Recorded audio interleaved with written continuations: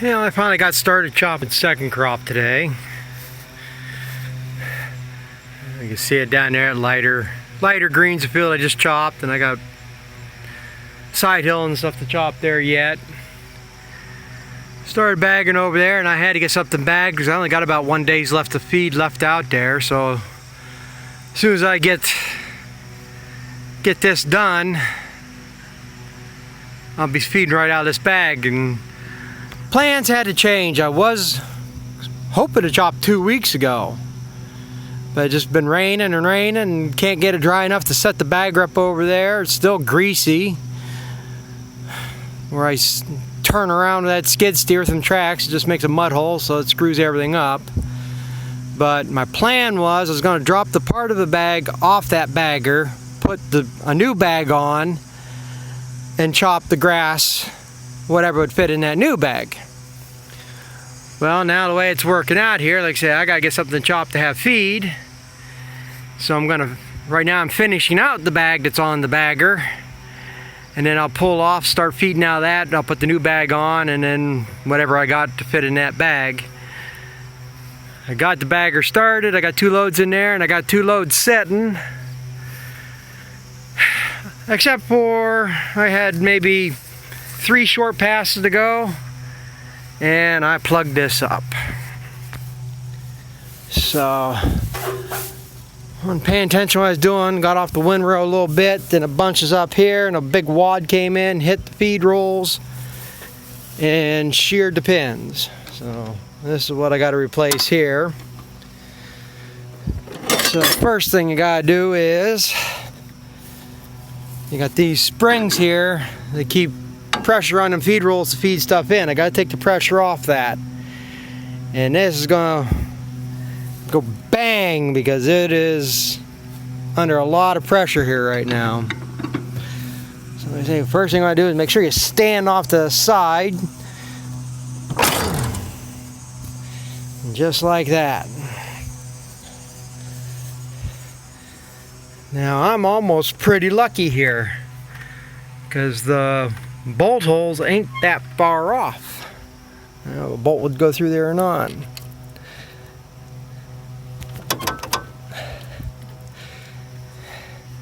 Usually I take this big crescent wrench and I get it on here and I can back it out. There we go, got it in. Got one there, and there's one on the other side of it. Probably not gonna show up too well. I think that's the easiest, the best I've ever done gotten them in. Usually this is off over here, and like I say, the hole goes through that sprocket. So that can't ask for much more than that. Like I say, I'm not going to go down there and chop that tonight. I could get it all on the wagon down there, but what I'll do is I'll get the wagons unloaded. And then, see, I mowed that yesterday and it's starting to get too dry on me tonight. What I'm going to be doing now, since this is grass and it dries fast, once I get these wagons, or I might actually go out before milking in the morning and cut down a bunch. And then by the time I get the wagons unloaded, the bagger set up, that would probably be about ready to chop.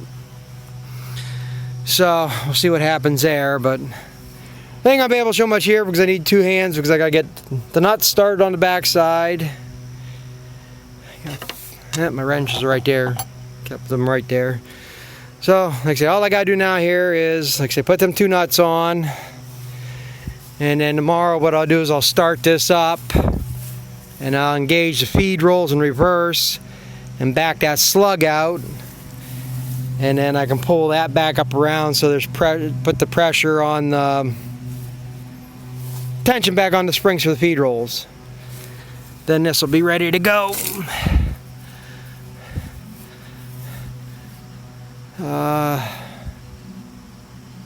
Yeah, it shouldn't take much. Like I say, it's one thing I hate about chopping about grass. You get that one little bunch up and it plugs up. And that's the other thing that doesn't help. Like I say, it's getting dry. It's getting to the point right now it's getting wiry. Tangly, snaggy. So it caused a little bit of problems here now. And like I say, if this was 2 weeks ago, I'd probably be down there chopping it. But it gets dark fast here now, and I gotta go start the heifer barn. But I thought I'd show too what happened yesterday, for those who've seen my last video, of my little Sunday drive. Damn thing blew out the front of the spreader here and just kept, every bump I was hitting, it just kept splashing out. But the problem is this front panel is getting weak. I mean, you can see that's rusted out. I mean, I put another piece of tin over that just so that would be on there. You see that's rusted out. I mean, this whole lip down here is rusted out. I mean, this is all pitted through here.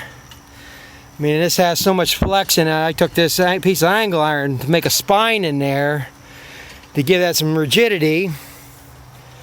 But the problem is, one problem is, there's supposed to be a metal flap on the bottom here to keep stuff from splashing out. Well, that was all rusted out, and so I just put a piece of, see, this is all conveyor belting right here.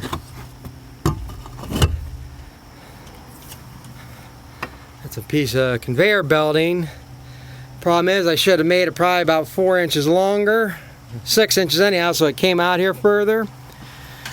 And this is not the first time this has happened, but what I normally do is I try to take something that's got a lot of straw to it or firmer stuff, and I'll put a bucket full up here just to make it like a dam here. Plus, when I get a lot of slurry stuff, it'll help push it out too.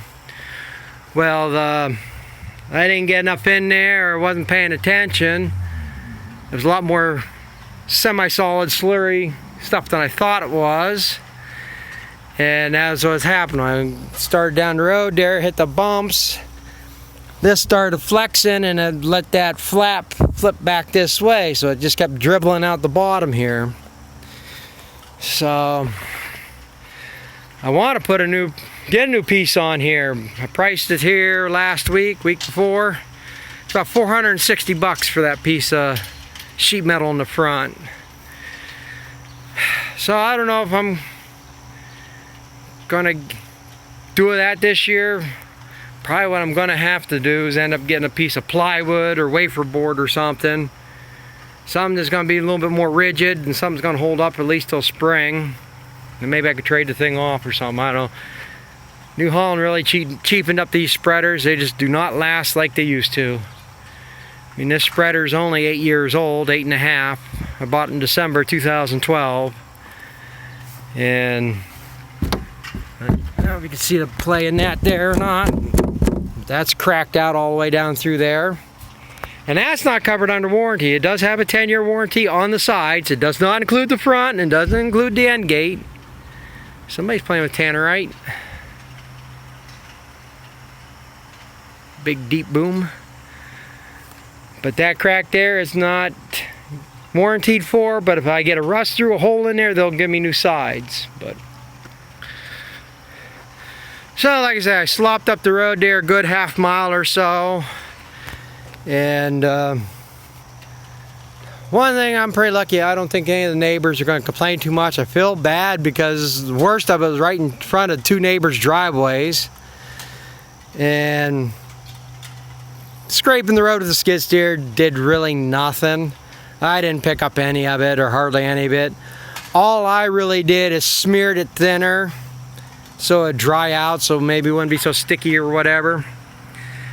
Wouldn't pick it up as easy. So, then my only other concern is if the township would say anything. And unless somebody complained, I don't think they're going to, because they usually, I'm basically as far out away from the furthest point in the township that you can get, so they really ain't out here that much. But If they did say anything, I'll just tell them I was marking the road where it's rough so you guys can fix it. Because the only place it leaked is where it was rough, washboarded, pitted, bounced, made a slug in it, slurged it.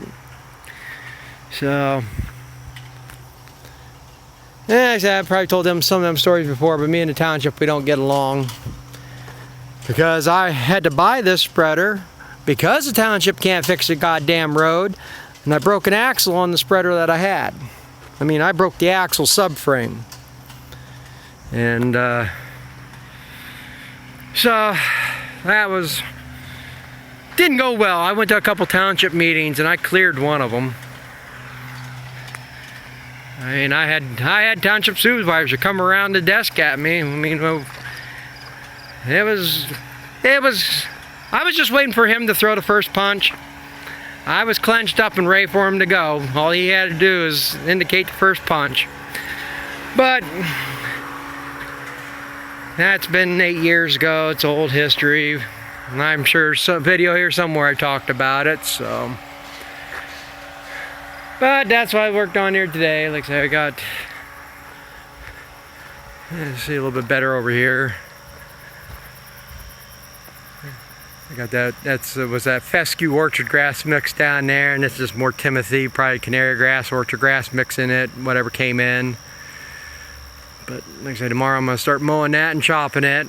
As far as I know, tomorrow's the last day I got. Last forecast I seen had rain clear through until next Monday, so after tomorrow. So there'll be another mud hole out there again. It'll be a week before I can get chopping again. But then again, if it's a lot of it is 30% chance. If it's going to be this hit and miss stuff like we kind of been getting, then like I say, I'm just cut and chop. So if I can, whatever I can get on wagons, I can get it worked off. Some of it. So I guess I better go get my heifers fed. They're probably wondering where the hell I'm at. So thanks for watching. We'll catch up with you later.